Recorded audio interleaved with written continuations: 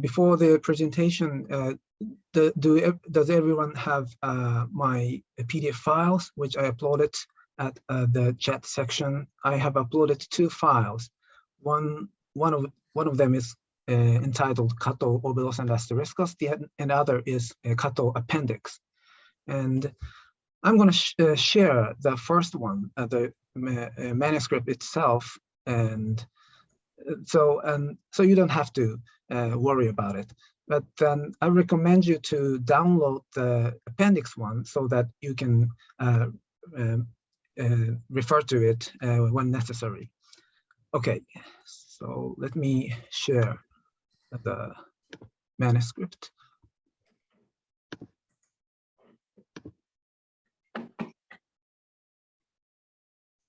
Okay, do you see everything all right? Okay. Okay. It's okay. And do you hear me clearly? Yeah. Okay, thank you very much.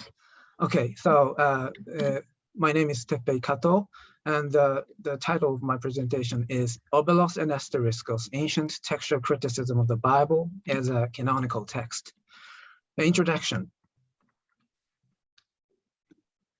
Critical signs are the various forms of line, dots, and letters used individually or in combination by the ancient grammarians to give readers some hints on the structure, contents, and characteristics of a text. The librarians of Alexandria originally invented the signs such as the Obelos and the Asteriskos to edit Homer's epic poetry and other Greek literature. Later, the Christian scholar Origen of Alexandria introduced them into the field of biblical scholarship, changing their functions. For Origen, the Obelos denotes the elements that are extant in the Septuagint, but not in the Hebrew text. And the Asteriskos indicates the elements that are found in the Hebrew text, but not in the Septuagint. Previous research on Origen's usage of the critical signs has treated mainly a topic concerning the locations where the signs would be marked. This topic derives from the questions based on philological perspective, which purely focuses on the structure of the Greek Bible. In contrast, from an ideological perspective, which focuses more on the internal logic of Origen and other church fathers, including Epiphanius, Jerome, and Augustine, this study raises the questions of how they understood the critical signs and whether their understandings of the signs can determine the positions they took toward the Bible. Origin. Critical signs were originally an invention of the Alexandrian grammarians who flourished in the 3rd and 2nd centuries BCE. Zenodotus of Ephesus, the first director of the library of Alexandria, determined whether a particular line matched the style of Homer, and when he doubted its genuineness, he marked an obelos next to the line rather than fully removing it. Aristophanes of Byzantium improved Zenodotus' editorial device by creating the Asteriskos, which is a sign for the line that is repeated elsewhere. Aristarchus of Samothrace used the Asteriskos and the obelos together to indicate that the lines does not belong to the present location, but elsewhere. Origen adopted the obelos and the Asteriskos from the Alexandrian tradition. However, Origen's usage of the signs deviated from the original one because his target is not Homer's epic, but the Bible. More precisely, he focuses on the textual difference between the Hebrew text and the Septuagint. Now, how did Origen and other church fathers understand the critical signs, and what position did they take toward the Bible? Septuagint-centered, Hebrew-centered, or neutral? Origen's explanations of the signs are found in his commentary to Matthew and the letter to Africanus. In the former, he comments as follows, quote, "With God's will, we contrived to heal the discrepancy in the manuscripts of the Old Testament, using as a guiding principle the other editions. Judging what is in dispute in the 70, because of the discrepancy of the manuscripts, we kept what the other editions agreed upon. And we marked with the obelos some lines because they were not present in the Hebrew, not daring to delete them altogether. Other lines we marked with asteriskoi so that it was clear that they were not present in the 70, and we took them from the other editions which agree with the Hebrew, unquote. Here, Origen uses rather neutral expressions to expound the meaning of the critical signs. He explains his practice of marking with the obelos the lines not present in the Hebrew, ento hebraiko me keimena. On the other hand, he placed the asteriskos next to the lines that were not present in the 70, me keimena para tois hepto me konta, and that he took from the other editions which agree with the Hebrew. In other words, according to Origen, the obelos indicates a lack in the Hebrew text as seen from the Septuagint, whereas the asteriskos represents a lack in the Septuagint as seen from the Hebrew text.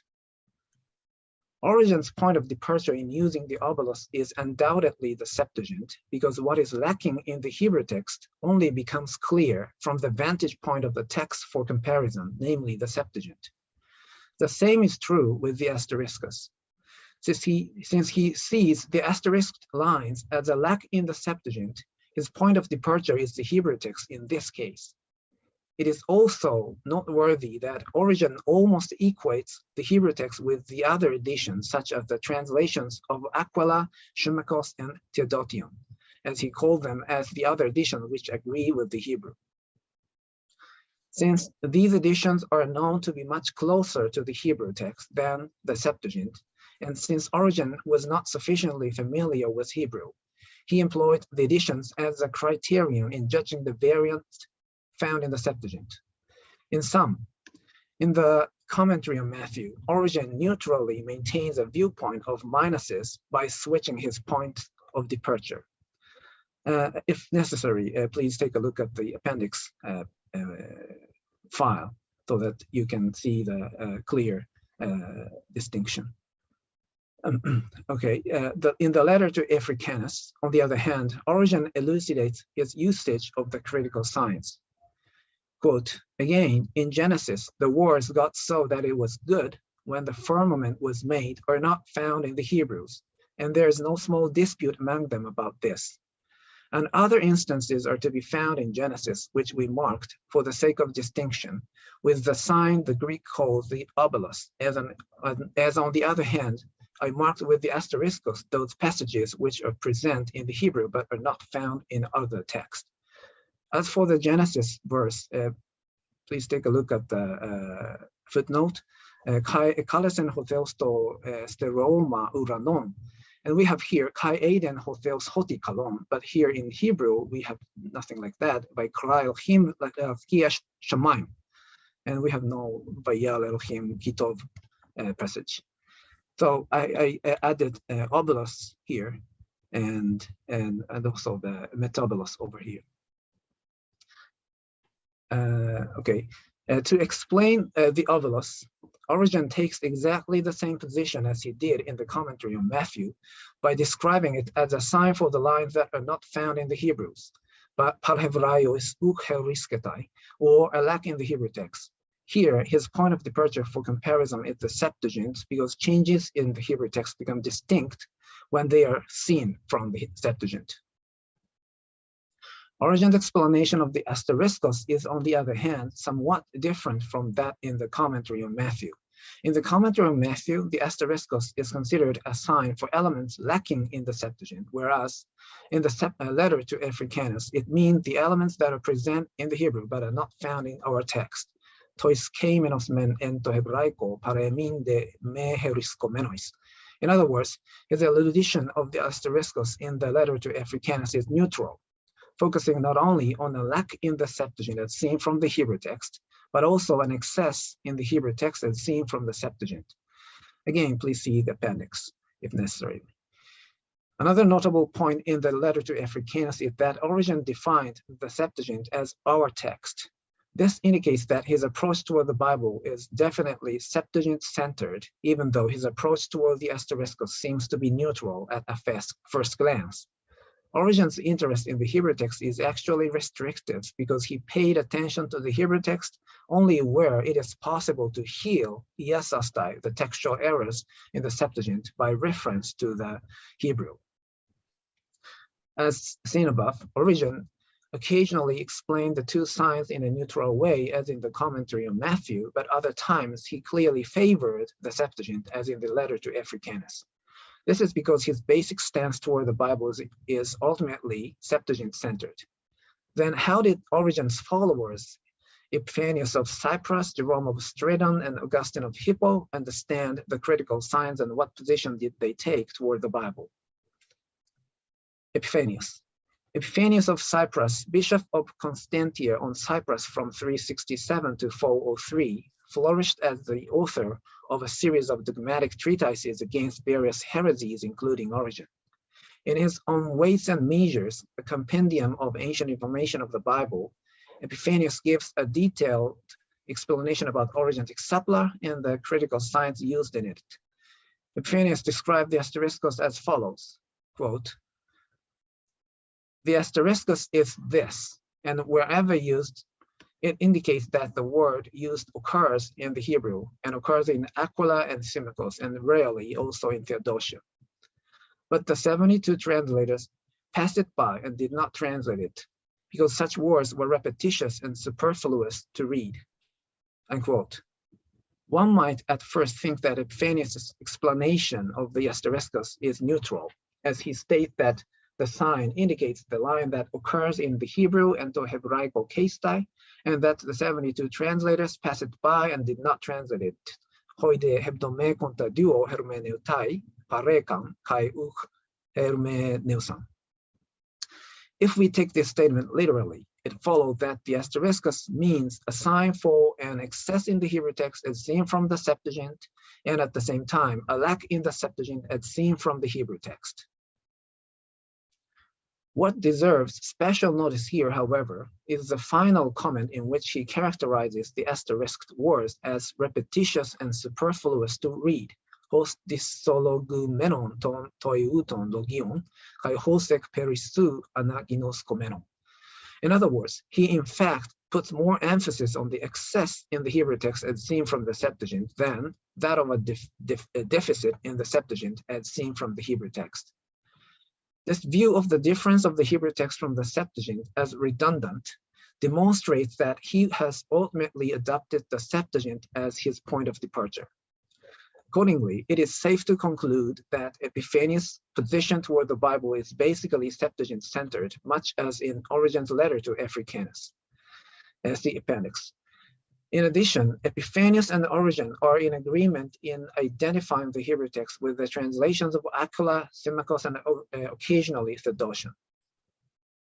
On the other hand, Epiphanius described the Obelos as follows, quote, "The Obelos is that which is made minus, for it is written in the form of what is called the line. But according to Attic usage, Obelos means spear, that is lance. And in the divine scriptures, it is placed by those words which are used by the 72 translators, but do not occur among the followers of Aquila and Symmachus. For the 72 translators added these words of themselves, not uselessly, but rather helpfully. For where they added words lacking in these versions of Aquila and Symmachus, they gave clearness to the reading, so that we regard them as not disassociated from the Holy Spirit. For they omitted those that had no need of repetition, but where there is a word that was considered ambiguous when translated into Greek language, there they made an addition." Unquote. It seems that Epiphanius' approach toward the Obelos is neutral, just like his approach towards the Asteriskos.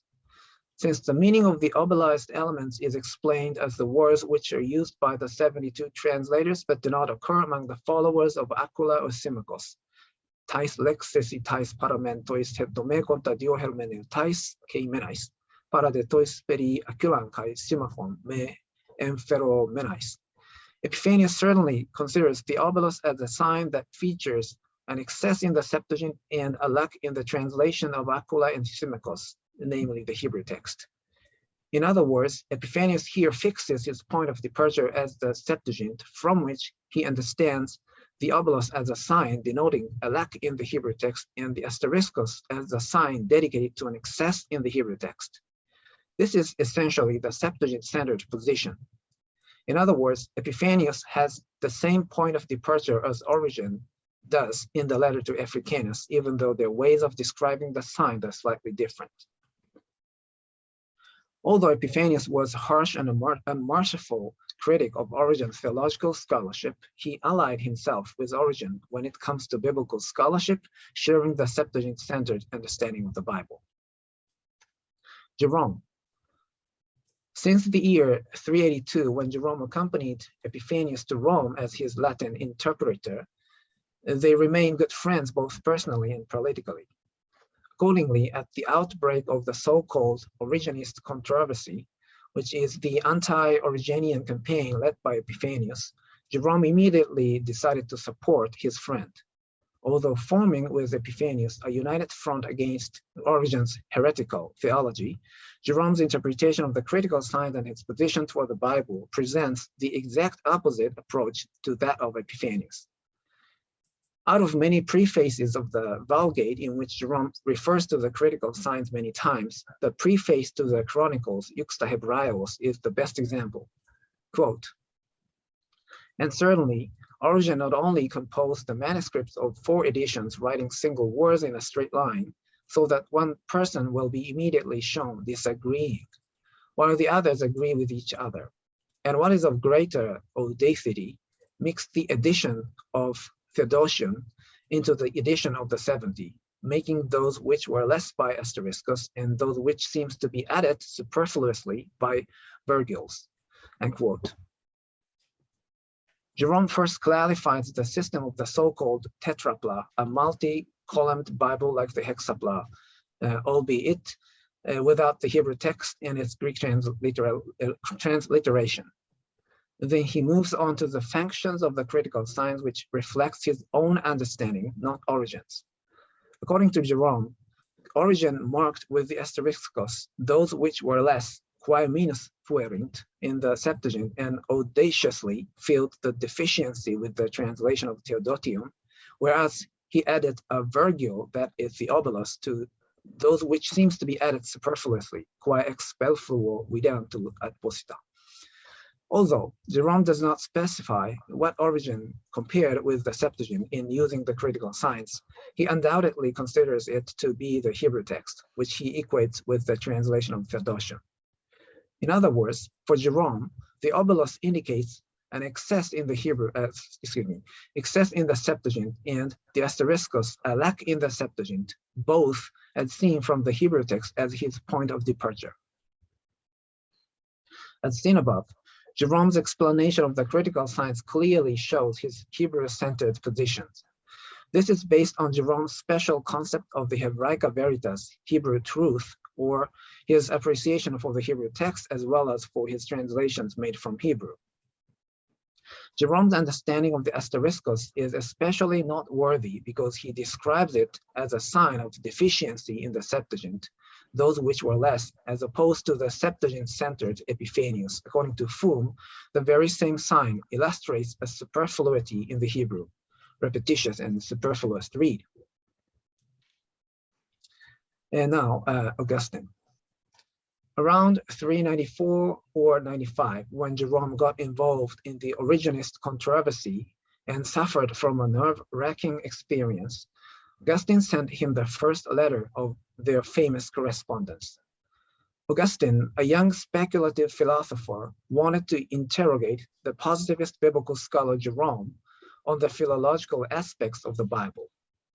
However, mainly because of Jerome's quarrelsome personality, their relationship got worse, as Peter Brown describes them as 2 highly civilized men conducting with studied courtesy a singularly rancorous correspondence. Among various topics dealt with in the correspondence, the discussions on the critical signs are found in Augustine's Epistle 71 and Jerome's Epistle 112. In the former letter, Augustine says, quote,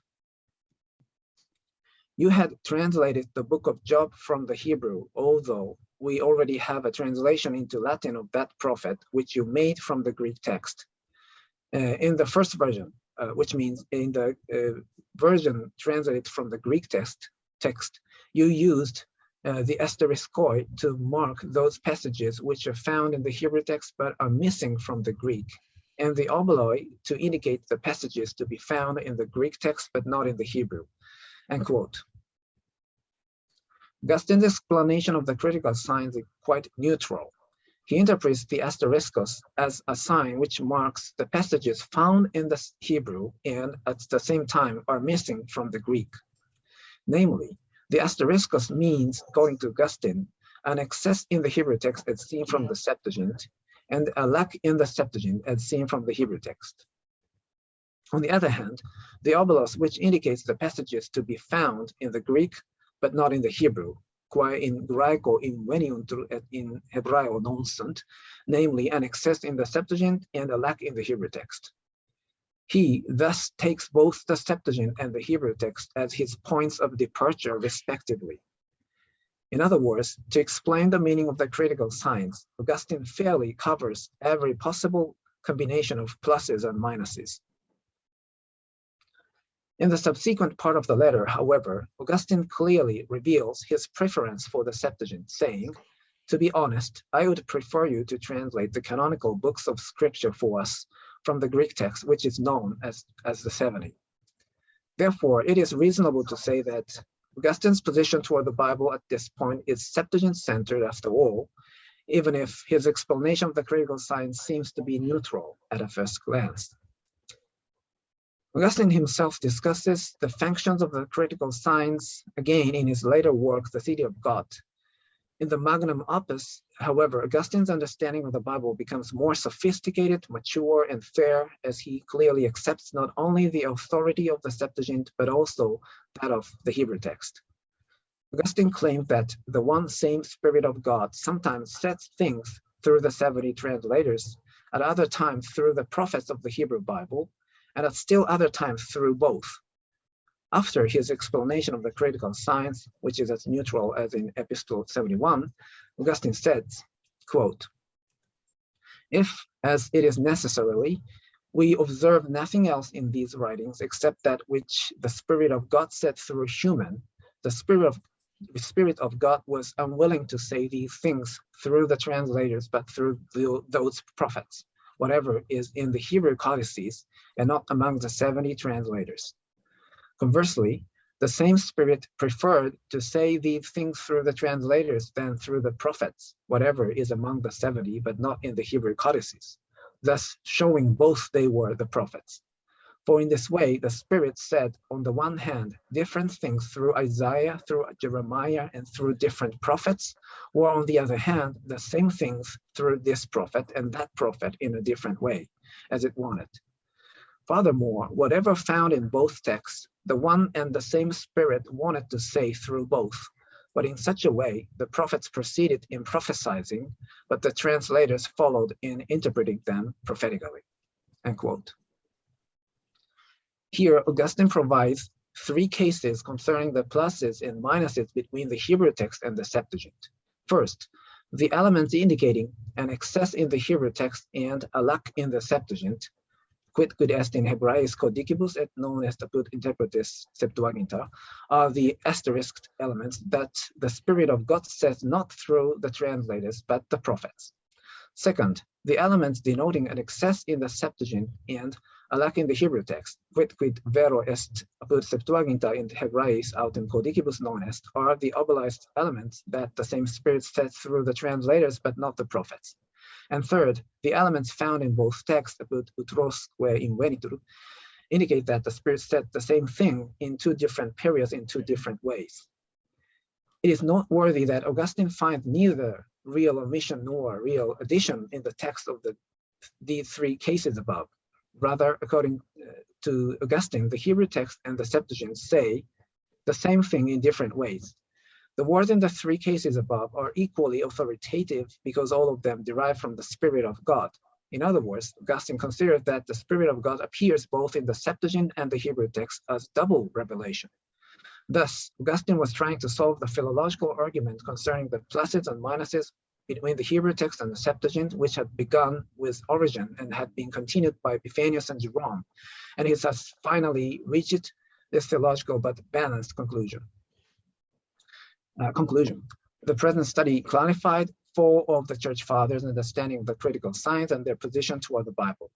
Although Epiphanius and Jerome formed an alliance with each other in the Origenist controversy, the former took a Septuagint-centered position toward the Bible like Origen, with whom the latter was diametrically opposed with the Hebrew-centered position backed by the concept of Hebraica Veritas.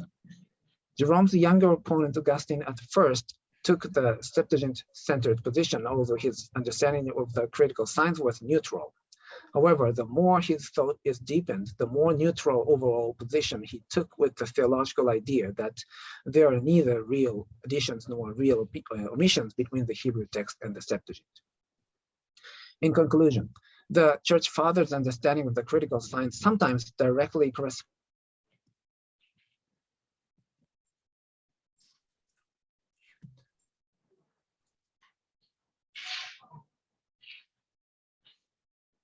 position taken toward the Bible understanding of the science, because the Church Fathers did not always care about their position every time they explain the science. However, due to the very same reason, we can successfully draw out from their understanding of the science their true position, which otherwise would have been difficult to deduce. For example, the Asteriskos is explained on the one hand as the sign of superfluity by the Septuagint-centered Epiphanius, while on the other hand as a sign of deficiency by the Hebrew-centered Jerome. We therefore still conclude that Church Fathers' understanding of the science based on the plus-minus argument is sufficiently useful to determine their position toward the Bible, whether they are Septuagint-centered, Hebrew-centered, or neutral. Thank you very much.